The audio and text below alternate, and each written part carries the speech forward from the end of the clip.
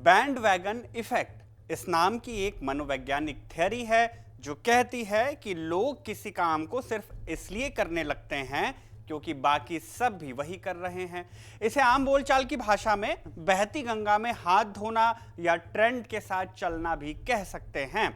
जब किसी को लगता है कि कोई खास लहर चल रही है तो वो पीछे छूट न जाए और इसके डर यानी फोमो माने फियर ऑफ मिसिंग आउट से उसी दिशा में दौड़ पड़ता है। इस थ्योरी का उदाहरण वैसे तो बहुत सारा है, लेकिन हाल फिलहाल में यह थ्योरी देश के राजनीतिक दलों पर शब्दशः लागू हो रही है।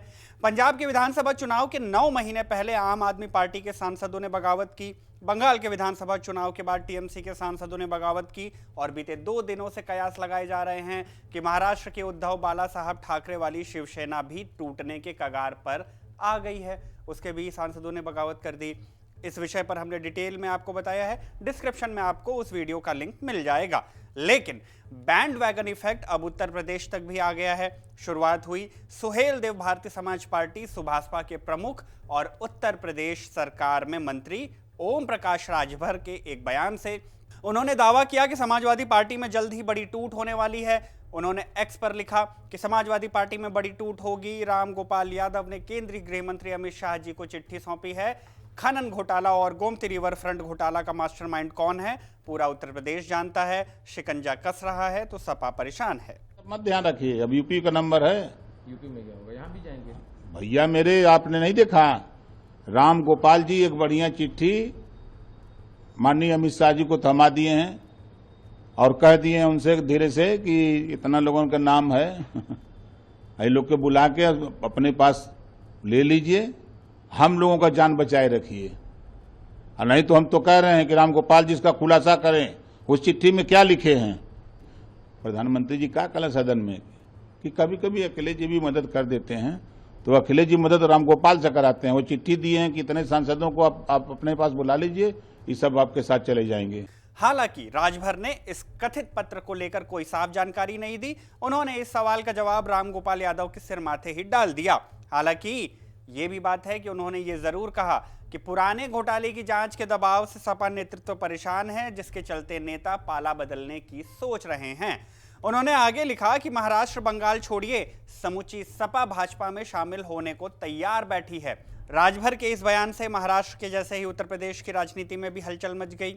यूपी में अगले ही साल विधानसभा के चुनाव होने हैं। ऐसे में अगर सपा में विभाजन होता है तो विपक्षी महागठबंधन को नुकसान पहुंच सकता है। खैर, ओपी राजभर का पलटवार समाजवादी पार्टी के प्रवक्ता सुनील साजन ने कर दिया। कैसे किया, ये कहते हुए कि बीजेपी के और उनके सहयोगी बौखलाए हुए हैं। राजभर केवल अपनी दुकान चलाने के लिए इस तरह के बयान दे रहे हैं। उन्होंने कहा कि सपा ने 2024 में बीजेपी को हाफ किया था, अब 2027 में बीजेपी को यूपी से साफ करेगी। सुनील का दावा है कि इस विधानसभा चुनाव में राजभर की पार्टी से एक विधायक भी नहीं जीतने वाला है। राजभर की आदत केवल बकवास करना भर है।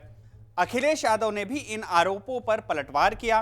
प्रेस कॉन्फ्रेंस में जब अखिलेश यादव से इस बारे में पूछा गया तो उन्होंने सिर्फ ये कहा, दाना और गाना कब तक चलेगा ये अफसाना,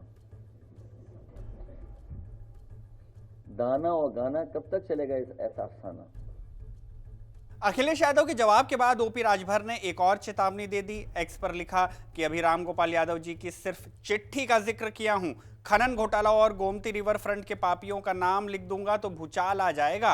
हालांकि दोनों नेताओं की ओर से आरोप प्रत्यारोप का दौर लगातार ही चलता रहता है, लेकिन पार्टी के टूटने वाली खबर को और बल मिला जब इस चर्चा में यूपी के उप मुख्यमंत्री केशव प्रसाद मौर्य शामिल हो गए। केशव ने दावा किया कि 25 से 26 सांसद अभी टूटने को तैयार बैठे हैं। हम लोग तोड़ नहीं रहे हैं क्योंकि हमें पता है कि 2027 के बाद वो खुद ही टूट कर चले जाएंगे। उन्होंने कहा कि सपा का संचालन अखिलेश की साइकिल नहीं कर सकती है, वो साइकिल सफाई जा सकती है, सत्ता के गलियारे में नहीं चल सकती। हालांकि सपा के सांसदों के टूटने के कयास पर अखिलेश यादव ने फिलहाल ये कहते हुए लगाम लगा दी है कि यूपी में तो भाजपा के ही विधायक पाला बदलने के लिए तैयार है, लेकिन हम बीजेपी को तोड़ने का काम नहीं करेंगे। कुछ भी कहे जाने वाले लोग, जो डर जाएगा वो अपना दल छोड़ के चला जाएगा। अगर बीजेपी से मुकाबला करना है तो बहादुर लोगों की टीम होनी चाहिए और मुकाबला करने के लिए समाजवादी पार्टी तैयार है। और आपको याद होगा पिछली बार भी प्रेस में ही मैंने कहा था कि अब भारतीय जनता पार्टी को मैं नहीं तोड़ूंगा, उनके विधायकों को नहीं लेंगे। भारतीय जनता पार्टी जो औरों की पार्टी तोड़ रही है, औरों के सांसद छीन रही है, यूपी में उन्हीं के विधायक तैयारी में हैं पाला बदलने के लिए। और कई ऐसे लोग हैं वो समय पे ही पत्ते खोलते हैं, उनका भरोसा ही नहीं, वो चल सन्यासी मंदिर में। खैर, अखिलेश किन पत्तों की बात कर रहे हैं और कब वो समय आएगा जब ये पत्ते खुलेंगे, इसका जवाब तो आने वाले वक्त में ही मिलने वाला है। वैसे देखने वाली बात तो ये भी होगी कि पंजाब से शुरू हुई band wagon effect Uttar Pradesh तक पहुंचती है या नहीं। जो भी जानकारी होगी आप तक पहुंचाई जाएगी। फिलहाल इस वीडियो में बस इतना ही। मेरा नाम शुभम है, कैमरे के पीछे मेरे साथी अयान है। आप देखते रहिए खबरगांव।